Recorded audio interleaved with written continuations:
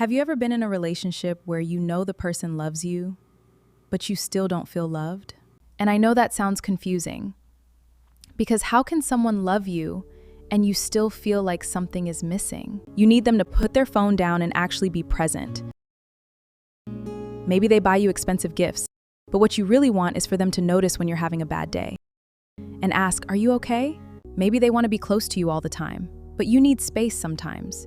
You need someone who understands that when you say, "I need some time alone," you're not saying, "I don't love you anymore." And this is where relationships get difficult, because sometimes two people can genuinely love each other and still make each other feel unloved. Not because the love isn't there, but because they're speaking completely different emotional languages.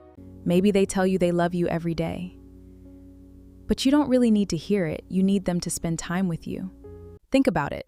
You might be the kind of person who wants to talk things out immediately. You want to sit down, you want to explain how you feel. You want to understand what happened. But your partner might be completely different. The moment there's a problem, they shut down. They need space. They don't want to talk about it for 3 hours.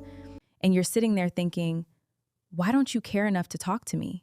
While they're thinking, "Why can't you just give me some space?" And now, two people who love each other are both going to bed feeling hurt. One feels ignored, the other feels overwhelmed. And neither person understands that they're actually asking for love in two completely different ways. Maybe your partner thinks buying you something is how they show love. But you're thinking, "I'd trade every gift for one evening where we actually spend time together." Maybe you constantly need reassurance because that's what makes you feel safe. But your partner doesn't understand why you need to hear it so often. So when you ask, "Are you okay?" they get frustrated. And you're left wondering, why is it difficult? This is why I don't think the biggest question in a relationship should always be, do we have the same love language? I think the better question is, are we willing to learn each other's? Because you don't have to naturally love the same way. But if someone tells you, "This is what makes me feel loved," and you care about them, shouldn't you at least want to understand? If your partner loves physical touch and you don't naturally crave it, you don't have to force yourself to become someone you're not.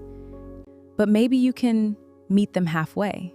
Maybe you hold their hand when you're walking. That's what effort looks like. But here's where the conversation gets deeper. There is a difference between someone who doesn't understand your love language yet, but is willing to understand, and someone who understands it perfectly, but doesn't care enough to try. Those are not the same thing. Because eventually you have to stop asking, "Do they understand my love language?" and start asking, "Do they care that I have one?" Because sometimes love isn't about finding someone who naturally knows exactly what you need. It's about finding someone who cares enough to learn. If this conversation encouraged you, subscribe for more honest conversations about love, relationships, and emotional growth. I'll see you in the next one.